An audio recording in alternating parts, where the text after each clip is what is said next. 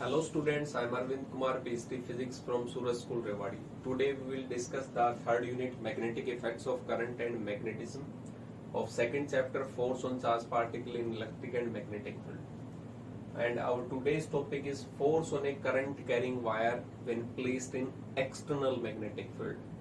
हमने अभी तक पढ़ा कि करंट की वजह से मैग्नेटिक फील्ड जनरेट होती है, but what will happen if we will place a current carrying wire in external magnetic field. अब वो मैग्नेटिक फील्ड किसी की भी वजह से जनरेट हो सकता है, किसी अनदर वायर की वजह से, किसी नेचुरल मैग्नेट की वजह से, लेकिन जब मैं किसी करंट कैरिंग वायर को एक्सटर्नल मैग्नेटिक फील्ड में अगर प्लेस करूंगा तो उसके ऊपर क्या इफेक्ट होगा, उसके ऊपर फोर्स लगेगा, तो फोर्स कितना होगा वो हमें कैलकुलेट करना है।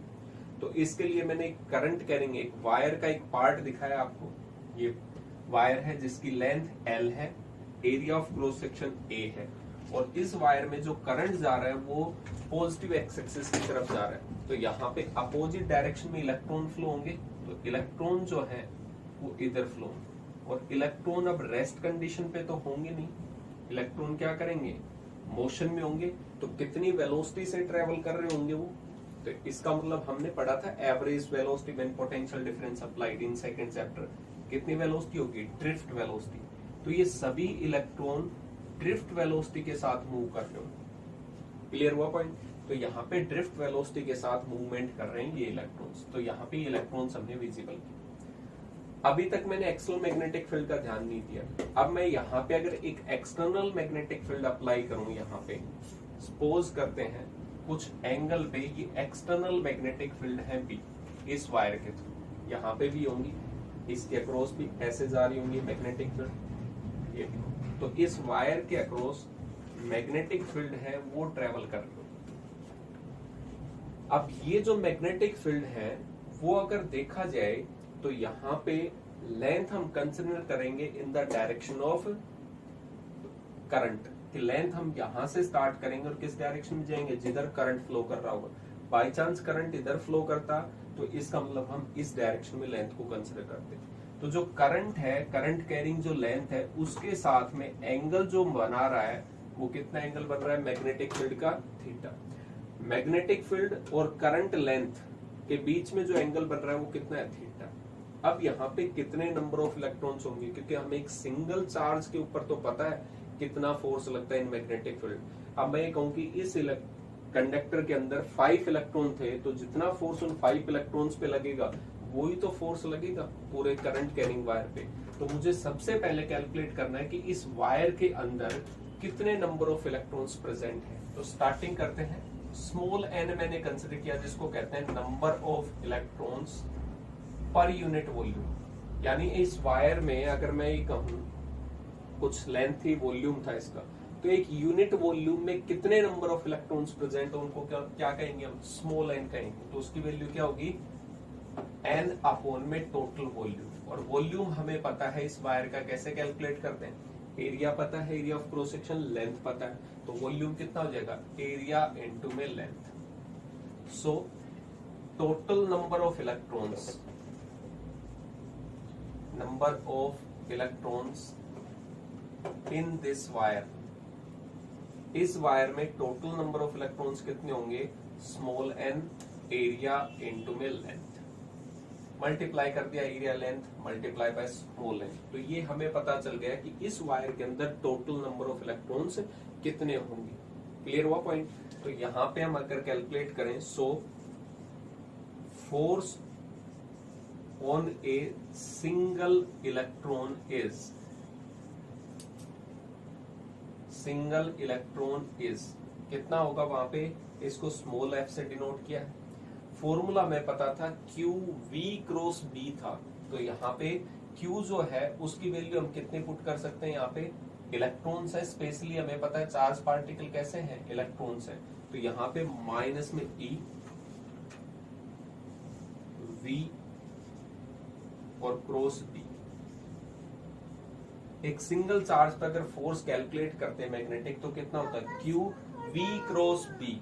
तो इसका मतलब यहाँ पे क्यू की जगह मैंने इलेक्ट्रॉन लिया है, वेलोसिटी जो है वो वी डी है यहाँ पे इस टर्म्स में। इसका मतलब एक सिंगल इलेक्ट्रॉन पे जो चार्ज होगा वो चार्ज हमने पुट कर दिया, नेगेटिव था तो माइनस, और यहाँ पे कितनी वेलोसिटी से जा रहा है, वीटी, ड्रिफ्ट वेलोसिटी से करंट, और मैग्नेटिक फील्ड थी बी। इसको अगर एक्सपेंड कर देते हैं तो हम क्या होता है, साइन थीटा होता है। अब इसी फॉर्म में रखते हैं, बट ये तो सिंगल इलेक्ट्रॉन पे है। हमारे पास इस वायर में अगर 1000 इलेक्ट्रॉन्स होते तो उन पे सभी पे जो फोर्स लगेगा उसकी डायरेक्शन क्या होगी, सेम होगी, क्योंकि सभी इलेक्ट्रॉन सेम डायरेक्शन में जा रहे होंगे, सेम वेलोसिटी पे, सेम एंगल फॉर्मेशन हो रहा होगा, तो फोर्स की डायरेक्शन क्या होगी, सेम। फोर्स की डायरेक्शन सभी पे सेम है तो इस पूरे वायर पे टोटल फोर्स कितना लगेगा, मान लेते हैं इस पे 1 न्यूटन लग रहा है इस डायरेक्शन में, इस इलेक्ट्रॉन पे 1 न्यूटन है, यहाँ पे इलेक्ट्रॉन उस पे 1 न्यूटन है, सेम डायरेक्शन में लग रहा होगा कहीं, तो सेम डायरेक्शन लगेगा तो फोर्स को हम क्या कर देंगे, ऐड। अब ऐड करें जितने भी टोटल नंबर ऑफ इलेक्ट्रॉन्स हो या जितने भी नंबर ऑफ इलेक्ट्रॉन्स प्रेजेंट है उनसे मल्टीप्लाई कर दें, तो हम यहाँ पे कह सकते हैं so total force on the wire is, capital F से डिनोट कर रहे हैं, और मैं कैपिटल एफ को किससे कर देता हूं, total number of electrons, capital N जितने भी इलेक्ट्रॉन्स थे, और एक सिंगल इलेक्ट्रॉन पे कितना फोर्स लग रहा था वो मैंने इसको मल्टीप्लाई कर दिया तो टोटल फोर्स आ जाएगा। तो यहाँ पे हम टोटल फोर्स लिखते हैं, capital F is equal to, N की वैल्यू कैलकुलेटेड है, स्मॉल एन ए इंटू में एल, और यहाँ पे स्मॉल एफ की वैल्यू हमें पता थी, माइनस साइन मैंने बाहर लगा दिया, इंटू में ई, और यहाँ पे आ गया वी टी क्रॉस में ई। ये टर्म्स आ गए। अब इस टर्म को अगर देखा जाए तो यहाँ पे इक्वेशन फर्स्ट मान लेते हैं कि ये होना चाहिए था, इसको थोड़ा सिंप्लीफाई करके रखते हैं क्योंकि हर बार हमें सारे पैरामीटर गिवन नहीं मिलते, हमें इक्वेशन यूज करनी पड़ेगी सेकंड यूनिट से, जो हमने एक इंपॉर्टेंट डेरिवेशन किया था करंट और ड्रिफ्ट वेलोसिटी में रिलेशन। तो कितना था, I is equal to n E A V t. E मतलब वहां पे चार्ज था, तो वहां पे अगर मैं डायरेक्शंस के साथ देखूं तो ड्रिफ्ट वेलोसिटी वेक्टर क्वांटिटी है, इधर स्केलर है, हमें इसमें चाहिए एन है, ए है, वी टी है, ई है, एक टर्म्स और है एक्स्ट्रा, वो है लेंथ। मैं लेंथ वेक्टर मान रहा हूं, ध्यान से देखेंगे, लेंथ वेक्टर मतलब डिस्प्लेसमेंट इज इक्वल टू, यहां पे करेंगे तो N E A V T, और एक एल तो था इसमें, क्योंकि दोनों साइड मैंने एल से मल्टीप्लाई कर दिया तो एल दोनों साइड हो गया। ड्रिफ्ट वेलोसिटी थी, ड्रिफ्ट वेलोसिटी जो है वो अपोजिट डायरेक्शन में होती है, करंट के वेलोसिटी इधर है ड्रिफ्ट और करंट अपोजिट में, इसका मतलब यहाँ पे भी क्या आएगा, नेगेटिव साइन आएगा, यहाँ पे भी होता है नेगेटिव साइन, वो drift velocity is in opposite direction of current. ये इक्वेशन नंबर सेकंड है। यहाँ पे ध्यान से देखें तो इस टर्म को माइनस है माइनस, एन है एन, ए है ए, एल है एल, ई और वी टी, यानी इस पूरी टर्म्स की जगह हम कितना लिख सकते हैं, करंट इनटू में length of the current carrying wire. तो इस पूरी टर्म्स की जगह यहाँ पे मैंने कितना लिख दिया, आई इंटू एल। यहाँ पे वेक्टर क्वांटिटी आएगी तो कौन सा है, लेंथ वेक्टर है, करंट कैसी होती है, scalar. From equation first and second, या put value of equation second in first, अगर फर्स्ट इक्वेशन में पुट करते हैं तो total force is equal to कितना होगा, सारी टर्म्स की जगह आई, यहाँ पे l cross, that will be the vector, यानी टोटल फोर्स। और मैग्नीट्यूड के टर्म्स में कंप्लीट करेंगे तो क्या होगा, I l B sine theta. Theta किस किस के बीच में एंगल होगा, करंट लेंथ के बीच में और मैग्नेटिक फील्ड के बीच में, यानी लेंथ हम कंसिडर करेंगे in the direction of current और मैग्नेटिक फील्ड के बीच का एंगल होगा। अब यहाँ पे डायरेक्शन देखी जाए तो डायरेक्शन कैसे है, फोर्स की डायरेक्शन पूछेंगे, इंपॉर्टेंट टर्म्स है। यहाँ पे अगर देखा जाए तो क्रॉस प्रोडक्ट है, क्रॉस प्रोडक्ट है तो इसका मतलब वही simple rule, right hand thumb rule. कहां से स्टार्ट करेंगे, लेंथ से। अब लेंथ तो हम इधर भी ले सकते थे इधर भी, तो आपको एक पर्टिकुलर डायरेक्शन दे दी जिधर करंट फ्लो करेगा, तो करंट इधर फ्लो कर रहा है तो इसका मतलब हमारे राइट हैंड की डायरेक्शन जो होगी वो करंट की डायरेक्शन में है, करंट की डायरेक्शन वो लेंथ। फिर मैग्नेटिक फील्ड है तो ऐसे रोटेट होगी थीटा एंगल स्मॉलर के थ्रू, तो थंब किधर आएगा, परपेंडिकुलर आउटवर्ड। इसका मतलब इस पे जो फोर्स लगेगा वो परपेंडिकुलर आउटवर्ड लगेगा, दैट मीन्स पर्टिकुलर डायरेक्शंस में। दूसरी टर्म्स हम यहाँ पे एक्सपेंड कर सकते हैं, Fleming's left hand rule. Fleming left hand rule के अकॉर्डिंग, तो फ्लेमिंग लेफ्ट हैंड रूल क्या कहता है, वो सिंपल, फर्स्ट फिंगर जो है वो हमें डायरेक्शन ऑफ मैग्नेटिक फील्ड बताएगा,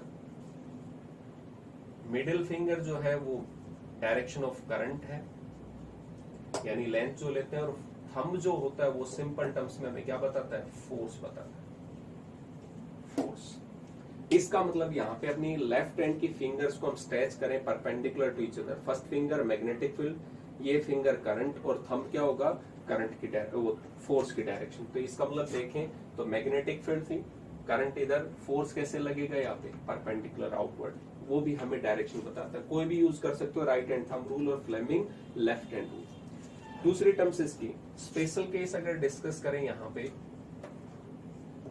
तो first case theta is equal to 0 degree और 180 डिग्री, यानी अगर मैग्नेटिक फील्ड ऐसे हैं तो उसमें कोई current carrying wire same direction में हो, करंट ऐसे जा रहा हो या इसके अपोजिट हो, तो इसका मतलब साइन 0 0 होता है, 180 भी 0 होता है, इसका मतलब फोर्स कितना लगेगा, 0 लगेगा।